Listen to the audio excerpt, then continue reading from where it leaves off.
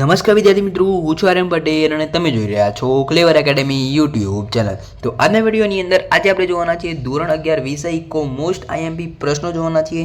80માંથી તમારે 75 પ્લસ આવી શકે એવા આઈએમપી પ્રશ્ન બતાવીશ। જે આઈએમપી પ્રશ્ન બતાવીશ એ તમારી એક્ઝામની અંદર વાર્ષિક પરીક્ષાની અંદર ઉપયોગી થશે। વાર્ષિક પરીક્ષા 2025માં આ આઈએમપી તમને ખૂબ જ હેલ્પફુલ થવાના છે, જેથી વિડીયોને એન્ડ સુધી જોતા રહેજો।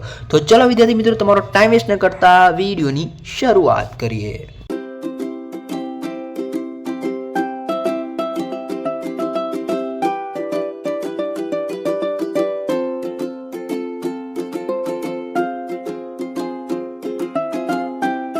વિદ્યાર્થી મિત્રો, વિડીયોની શરૂઆત કરું એના પહેલાં હું તમને કહી દઉં કે આપણી ચેનલ ઉપર તમને ધોરણ 11ને લગતા બ્લુ પ્રિન્ટના તમામ વિડીયો મળી જશે। જલ્દીથી જાઓ અને આપણા ચેનલના બ્લુપ્રિન્ટના વિડીયો જોઈ લો, લાઇક કરી દો, સબસ્ક્રાઇબ કરી દો અને આઈએમપીની સિરીઝ બી સ્ટાર્ટ થઈ ગઈ છે।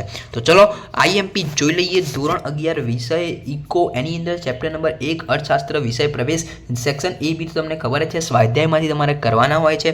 સેક્શન એ ચેપ્ટર નંબર 1માંથી 2 ગુણ માટે શું પૂછાઈ શકે? તો 2 ગુણ માટે આર્થિક વિકાસ અને બિનઆર્થિકનો તફાવત પૂછાઈ શકે। એકમલક્ષી અને સમગ્રલક્ષી અર્થશાસ્ત્ર વચ્ચેનો તફાવત પૂછાઈ શકે। કૌટિલ્યની વ્યાખ્યા, જુદા જુદા અર્થશાસ્ત્રીની વ્યાખ્યા પૂછાઈ શકે। એટલે કૌટિલ્યની વ્યાખ્યા પૂછાય, ધારો કે તમને પૂછાય રોબર્ટ્સના મતે કૌટિલ્યની વ્યાખ્યા લખો, બરોબર। સેમ્યુઅલ્સના મતે અર્થશાસ્ત્રની કૌટિલ્યની વ્યાખ્યા લખો, બરોબર, એ પૂછાઈ શકે કૌટિલ્યવાળું। ઓકે, પછી વાત કરી લઈએ વિદ્યાર્થી મિત્રો, 3 ગુણ માટે શું પૂછાય? અર્થશાસ્ત્ર વિષયનું મહત્વ પૂછાય। એડમ સ્મિથ અને માર્શલે આપેલી અર્થશાસ્ત્રની વ્યાખ્યા, આ વેરી મોસ્ટ આઈએમપી પ્રશ્ન છે, એડમ સ્મિથ વાળો। ઓકે, 5 ગુણ માટે પ્રશ્ન પૂછાતો નથી, પણ પૂછાય તો આ પ્રશ્ન પૂછાઈ શકે છે। બ્લુ પ્રિન્ટ પ્રમાણે જોવા જઈએ તો 5 ગુણમાં પ્રશ્ન પૂછાતો નથી। ચેપ્ટર નંબર 1માંથી બસ આટલું પૂછાશે। સેક્શન એ બીના સ્વાધ્યાયમાંથી કરવાનું, 2 ગુણના પ્રશ્નો કરવાના, 3 ગુણના પ્રશ્નો કરવાના। ઓકે, વાત કરી લઈએ આગળ। ચેપ્ટર નંબર 2 મૂળભૂત ખ્યાલો અને સંકલ્પનાઓ, સેક્શન એ બી તમારે સ્વાધ્યાયમાંથી કરવાના છે। 2 ગુણની વાત કરી દઉં તો ખાનગી અને જાહેર વસ્તુનો તફાવત, પ્રો માર્શલના મતે સંપત્તિનો અર્થ, ઉત્પાદનના સાધનના સંદર્ભમાં શ્રમનો અર્થ। આમાંથી મોસ્ટ આઈએમપીની વાત કરું તો ખાનગી જાહેર વચ્ચેનો તફાવત અને ઉત્પાદનના સાધનના સંદર્ભમાં શ્રમનો અર્થ, આ 2 મોસ્ટ આઈએમપી થઈ જશે। પછી વિદ્યાર્થી મિત્રો 3 ગુણની વાત કરી લઈએ તો વસ્તુઓના પ્રકારો જણાવી ઉદાહરણ આપો, સંપત્તિના પ્રકારો જણાવી ઉદાહરણ આપો અને વ્યાપાર ચક્રનો અર્થ આપી તેના તબક્કા સમજાવો। આ 3 મોસ્ટ આઈએમપી પ્રશ્નો છે 3 ગુણ માટે। ઓકે, વાત કરી દઈએ 5 ગુણ માટે। ઉત્પાદનનો અર્થ આપી, ઉત્પાદનના સાધનો તમને ખબર જ છે, જમીન, મૂડી, શ્રમ, નિયોજક, એ જે સાધનો છે એના વિશે તમારે સમજાવવાનું છે। પછી અર્થતંત્રમાં આવતા ચક્રાકાર આર્થિક પરિવર્તનોના પ્રકાર, આ 2 મોસ્ટ આઈએમપી થઈ જશે 5 ગુણ માટે। ઓકે, તો 2 ગુણ ચેપ્ટર નંબર 2 ની અંદર શું કરવાનું? સેક્શન એ બી સ્વાધ્યાય કરવાનું, 2 ગુણના પ્રશ્નો કરવાના, 3 ગુણના પ્રશ્નો કરવાના, 5 ગુણના પ્રશ્નો કરવાના। મેં તમને જે આપ્યા એ ચેપ્ટર વાઇઝ જશો તો ફટાફટ પૂરું થતું જશે। ઓકે, ચેપ્ટર નંબર 3 માંગ જોઈ લઈએ। સેક્શન એ બી તમારું સ્વાધ્યાયનું કરવાનું રહેશે। 2 ગુણ માટે માંગ વિધેય, માંગણી મૂલ્ય સાપેક્ષતાના માપની રીતો અને તેનો અર્થ, વ્યક્તિગત માંગ અને બજાર માંગનો અર્થ, ગિફન વસ્તુ એટલે શું, પ્રતિષ્ઠા મૂલ્ય એટલે શું। આમાંથી મોસ્ટ આઈએમપીની વાત કરું તો માંગ વિધેય મોસ્ટ આઈએમપી થઈ જશે, બરોબર, ગિફન વસ્તુ મોસ્ટ આઈએમપી થઈ જશે। આ 2 મોસ્ટ આઈએમપી થઈ જશે। 3 ગુણની વાત કરું તો માંગમાં વિસ્તરણ, સંકોચન, આકૃતિ સહિત સમજાવો, માંગમાં વધારો ઘટાડો અને માંગના અપવાદો। માંગમાં વિસ્તરણ, સંકોચન અને માંગના અપવાદો મોસ્ટ આઈએમપી થઈ જશે। 5 ગુણની વાત કરું તો માંગનો નિયમ અને માંગને અસર કરતા પરિબળો, આ 2 મોસ્ટ આઈએમપી થઈ જશે। ઓકે, 5 ગુણની અંદર હું તમને કહું તો માંગનો નિયમ તૈયાર કરજો, વેરી મોસ્ટ આઈએમપી છે। ઓકે, ચેપ્ટર 3 ની આપણે વાત કરી લીધી, બરોબર, સ્ક્રીનશોટ પાડો તો પાડી લેજો, કદાચ ટીકઆઉટ કરો તો ટીકઆઉટ કરી લેજો। ઓકે, ચેપ્ટર નંબર 4 પુરવઠાની વાત કરીએ તો સેક્શન એ બી તમને સ્વાધ્યાયમાંથી પૂછાશે। 2 ગુણની હું વાત કરું તો તફાવત, જથ્થો અને પુરવઠો, પુરવઠા રેખાનો ઢાળ ધન હોય છે, કારણ આપો, વ્યક્તિગત પુરવઠો અને બજાર પુરવઠાનો અર્થ સમજાવો। આમાંથી તમને મોસ્ટ આઈએમપી પહેલાં 2 મોસ્ટ આઈએમપી થઈ જશે, એક તો તફાવત, જથ્થો પુરવઠાનો, અને પુરવઠા રેખાનો ઢાળ ધન હોય છે, આ 2 મોસ્ટ ઇમ્પોર્ટન્ટ છે। ઓકે, વાત કરું તો વિદ્યાર્થી મિત્રો આગળ 3 ગુણ માટે ટૂંક નોંધ લખો, પુરવઠા વિધેય અને પુરવઠામાં વિસ્તરણ, સંકોચન, આકૃતિ સહિત સમજાવો, પુરવઠામાં વધારો ઘટાડો, આકૃતિ સહિત સમજાવો। આમાંથી પહેલા 2 મોસ્ટ આઈએમપી થઈ જશે। 5 ગુણની વાત કરું તો પુરવઠાને અસર કરતા પરિબળો છે અને પુરવઠાનો નિયમ છે, બરાબર, પુરવઠાનો નિયમ વેરી આઈએમપી છે। ચેપ્ટર 5 ની વાત કરું આવક અને ખર્ચના ખ્યાલો એની અંદર સેક્શન એ બી તો તમારા સ્વાધ્યાયમાંથી કરવાના છે. 2 ગુણની વાત કરું તો સમયનો ટૂંકો ગાળો એટલે શું, સરેરાશ સ્થિર ખર્ચ એટલે શું ઉદાહરણ આપો, કુલ ખર્ચ અને કુલ આવકનો અર્થ, પૂર્ણ હરીફાઈ સિવાયના બજારમાં આવકની રેખા સાવરે નીચે તરફ ઢળતી હોય છે. 2 ગુણની અંદર મોસ્ટ આઈએમપી શું છે ભૈયા, તો સમયનો ટૂંકો ગાળો, સરેરાશ સ્થિર ખર્ચ અને પૂર્ણ હરીફાઈ વાળો, આ 3 મોસ્ટ આઈએમપી. કાં તો તમે સરેરાશ સ્થિર ખર્ચ એટલે શું ઉદાહરણ આપો અને પૂર્ણ હરીફાઈ વાળા, આ 2 મોસ્ટ આઈએમપી છે. બરોબર. 3 ગુણની વાત કરું તો સ્થિર ખર્ચનો અર્થ આપી તેની સમજૂતી આકૃતિ સહિત અને અસ્થિર ખર્ચનો અર્થ આપી તેની સમજૂતી આકૃતિ સહિત. આ 2 વેરી આઈએમપી છે, તૈયાર કરી દેજો. આ તો પૂછાશે, 2 માંથી એક હશે ક્વેશ્ચન પેપરની અંદર. ઓકે, હું તમને છેલ્લે કહું છું કયા પ્રશ્નો હશે ને હશે. ઓકે, 5 ગુણની વાત કરીએ તો ઉત્પાદન ખર્ચના વિવિધ ખ્યાલોની સમજૂતી, આ બી મોસ્ટ આઈએમપી છે, હશે પ્રશ્ન. ઓકે, વાત કરી દઈએ ચેપ્ટર નંબર 6 બજાર. તો સેક્શન એ બી તમારા સ્વાધ્યાયમાંથી આવશે. 2 ગુણની વાત કરું તો પૂર્ણ હરીફાઈના સંદર્ભમાં વાહન વ્યવહાર ખર્ચ સમજાવો, ઇજારાયુક્ત હરીફાઈ એટલે શું, ઇજારાના સંદર્ભમાં પેઢી એજ ઉદ્યોગ સમજાવો. આમાંથી પહેલો જે છે પૂર્ણ હરીફાઈના સંદર્ભમાં એ વેરી મોસ્ટ આઈએમપી થઈ જશે, વેરી મોસ્ટ આઈએમપી. અને બીજો જે છે ઇજારાના સંદર્ભમાં પેઢી એજ ઉદ્યોગ સમજાવો, આ બે મોસ્ટ આઈએમપી જશે 2 ગુણ માટે. ઓકે, 3 ગુણની વાત કરું તો પૂર્ણ હરીફાઈ અને ઇજારાનો તફાવત, ઇજારાયુક્ત હરીફાઈના 3 લક્ષણો, અલ્પહસ્તક ઇજારાના 3 લક્ષણો, હરીફાઈ આધારિત બજારનું વર્ગીકરણ. આમાંથી પૂર્ણ હરીફાઈ અને ઇજારાનો તફાવત મોસ્ટ આઈએમપી, અલ્પહસ્તક ઇજારાના 3 લક્ષણો મોસ્ટ આઈએમપી અને હરીફાઈ આધારિત બજારનું વર્ગીકરણ 3. 5 ગુણ માટે કહું તો બજારનો અર્થ આપી તેના લક્ષણો અને બજારનું વર્ગીકરણ સવિસ્તર સમજાવો. એમાં બજારના લક્ષણો મોસ્ટ આઈએમપી થઈ જશે. ચેપ્ટર 7 ની વાત કરું ભારતીય અર્થતંત્ર, તો સેક્શન એ બી તમારા સ્વાધ્યાયમાંથી લખવાના રહેશે. 2 ગુણની વાત કરું તો હોમ ચાર્જીસ એટલે શું, ભારત ખેતી પ્રધાન દેશ છે, વિધાન સમજાવો, ભારતની પ્રાચીન નિકાસો સમજાવો. આ 3 મોસ્ટ આઈએમપી છે. દરેક સ્કૂલની અંદર, પરીક્ષાની અંદર પૂછાતા એવા પ્રશ્નો એટલે કે આ 3. ઓકે, ભારત ખેતી પ્રધાન દેશ છે વાળું, હોમ ચાર્જીસ એટલે શું અને ભારતની પ્રાચીન નિકાસો. 3 ગુણની વાત કરું તો ટૂંકનો લખો રેલવેનો વિકાસ એકદમ ઇઝી. આપણે રેલવેની શરૂઆત ક્યારે થઈ હતી, બરોબર, મુંબઈ અને થાણા વચ્ચે થઈ હતી, ઈસવીસન 1853 થઈ હતી. બધું લખવાનું છે, બરોબર. ટૂંકનો લખો રાષ્ટ્રીય આવકમાં વિવિધ ક્ષેત્રનો ફાળો, ભારતમાં પાયાની સુવિધાઓ વર્ણવો, બરોબર.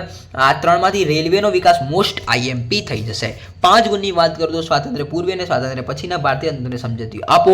તો ઊંધું ઘાલીને 2 પ્રશ્ન તૈયાર કરી દેજો. આ 2 માંથી એક પ્રશ્ન 100% આવશે. મેં તમને આગળ બી કીધું હતું કે પેલું સ્થિર ખર્ચ વાળું, સ્થિર ખર્ચ અને અસ્થિર ખર્ચ જે આપણે ચેપ્ટર નંબર 5 ની અંદર જોયું, એ 2 માંથી એક પ્રશ્ન. સ્વાતંત્ર્ય પૂર્વે વાળું, સ્વાતંત્ર્ય પછી વાળું, આ 2 પ્રશ્ન થઈ ગયા. ત્રીજો પ્રશ્ન છે માંગનો નિયમ, પુરવઠાનો નિયમ, આ 2 માંથી એક પ્રશ્ન આવશે. 3 પ્રશ્ન.